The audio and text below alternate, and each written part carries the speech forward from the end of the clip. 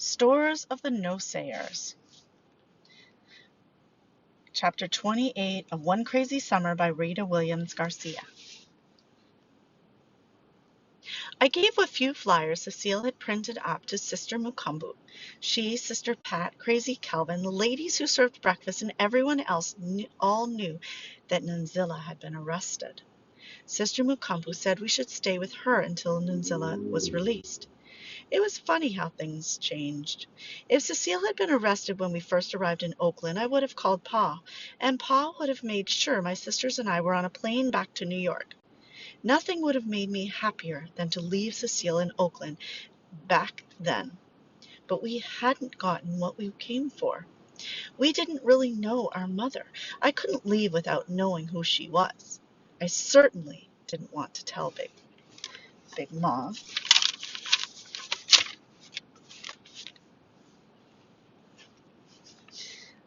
I certainly didn't want to tell Big Ma everything she had said about Cecile for the past 7 years was right. That Cecile was no kind of mother and had gotten herself locked up to prove it. It was bad enough to hear Big Ma supposing out loud every kind of selfish trouble Cecile was tangled up in, day out. I'd never hear the end of it. And there was no telling Big Ma that Cecile was a freedom fighter, oppressed by the man, day in, day out. Big Ma would give my ear a hurting over Cecile. No, I couldn't call Pa yet. What if Cecile were released tomorrow?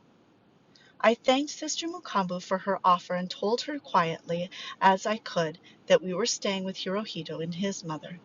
I certainly didn't want Eunice and her sisters to know we were staying at the Woods house. Although Vanetta promised to keep her mouth shut, I didn't think she could hold it in. Anything to make Janice jealous. Our mother will expect us to be home when they let her out. She won't be too happy hunting around town looking for us if we're not home. Excuse me. Sister Mukumbu said we would be safer with Mrs. Woods than by ourselves. Sister Pat added, "The man is still watching the house." I asked Sister Mukumbu why our mother had been arrested in the first place. She said the police were really after the two who had been arrested with her. She also said our mother helped to spread the word by volunteering her printing services. Information is power, she told me as if we were having a lesson. Keeping the people informed keeps the people empowered. Cecile wasn't exactly like Hirohito's father, going around spreading the word and telling the truth. She fussed about printing anything other than her poetry. I didn't tell Sister Mukumbu that. And honestly, I believe she said that about Nunzilla giving power to the people to make me feel good about seeing my mother being taken away in handcuffs. Crazy Calvin held up his fist and said, "Stay strong, my black sisters. Hold your heads up." Vanetta gave him the power sign back, but Fern pointed at him and said, "What's wrong with this picture?" He laughed like Fern was a silly little girl. To someone Calvin's age, she was just that, a silly little girl. To his chuckle, Fern said, "Good boy, Fido."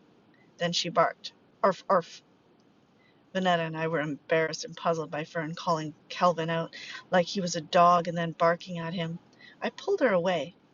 Fern laughed and hummed her bus song, "I saw something," and clapped her hands. After we practiced being led to freedom by Janice Acton as Harriet Tubman, Sister Mukumbu announced we would do community work. She would take Sister Nunzilla's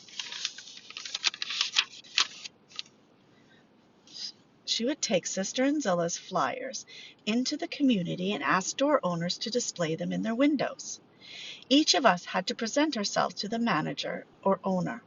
We were to be respectful and clear. "Good afternoon. We are from the People's Center Summer Camp and are practicing in the People's Rally. We are asking you to help the people of our community by displaying our flyer for the People's Rally this Saturday." Older kids like Eunice, Hirohito, and me also included information about free sickle cell anemia testing, voter registration, free shoes for the poor, supporting Huey Newton, and changing the park's name to Bobby Hutton Park. If store owners said yes, we were to thank them and tape the flyer to their window. If they said no, we were to leave just as respectfully as we came.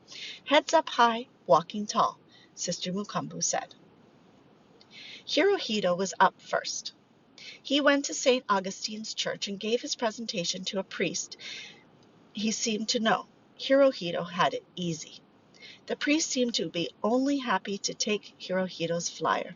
It figured. The church served breakfasts and gave away bags of food to poor people. They were, as Sister Pat might say, down with the cause, or as Huey might say, carrying the weight. Still, Hirohito congratulated himself as he rejoined the group. I was supposed to ask mean Lady Ming, but I knew she would say yes to me. I said, Fern, mean Lady Ming likes you. Go get her. I followed behind her but kept my distance. Fern couldn't remember all of her speech, but she said but what she said was good enough. Good afternoon, mean Lady Ming. We would like to put the People's Flyer in your window for the People's Rally this Saturday. Free Huey, power to the people. Mean Lady Ming wasn't rankled by the name Fern called her. Her complaints, all in Chinese, sounded just like her complaints about customers who wanted extra duck sauce and a free egg roll. That didn't stop her from taking Fern's flyer and taping it up in the window. Vanetta and Janice Ankton approached the Shabazz bakery together.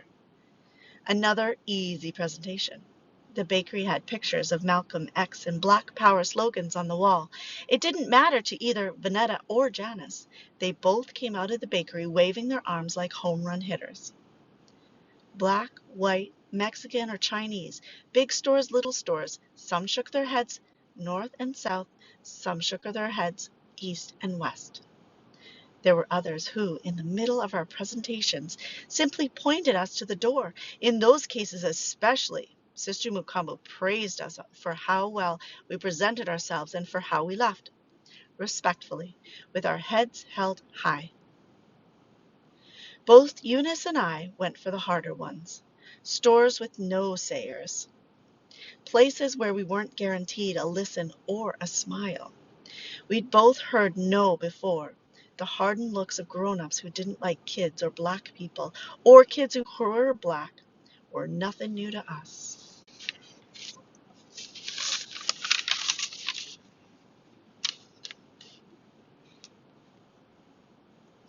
After Eunice's third no, Sister Mukumbu pulled her aside for a little chat.